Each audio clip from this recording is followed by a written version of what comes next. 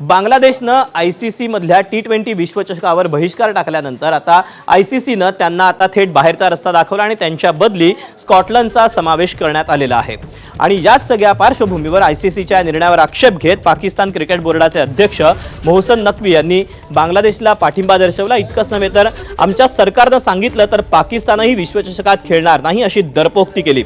मात्र ICCनं कारवाई करण्याचा इशारा देताच पाकिस्तान वठणीवर आला आणि आज या विश्वचषकासाठी आपल्या संघाची त्यांनी घोषणाही करून टाकली।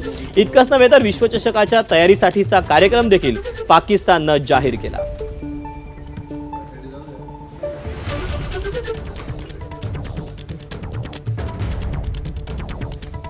आणि या सगळ्या पार्श्वभूमीवर आपण अधिकची माहिती जाणून घेऊयात। माझा सहकारी सिद्धेश आहे आपल्यासोबत। सिद्धेश, खरं तर राणा भीमदेवी थाटामध्ये पाकिस्ताननं घोषणा केली की आम्ही येणार नाही, आम्ही करणार नाही, मात्र असं काय झालं की त्यांनी आपला हा निर्णय बदलला, थेट संघाचीही घोषणा केली? दीपक, वर्ल्ड कप अगदी 2 आठवड्यांवर आलाय आणि त्याच्या अगोदरच मैदानाबाहेरच्या गोष्टी फार चर्चेत आल्यात।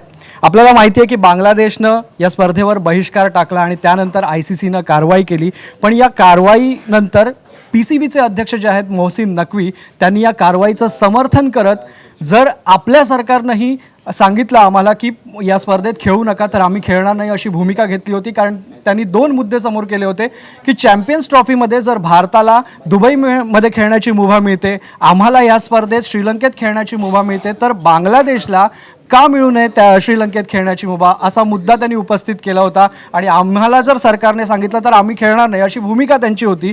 पण त्यानंतर ICCनं थेट पाकिस्तानला इशारा दिला की तुम्ही या जर स्पर्धेत जर खेळला नाहीत तर यापुढच्या काळात पाकिस्तानमध्ये द्विपक्षीय मालिका खेळवल्या जाणार नाहीत।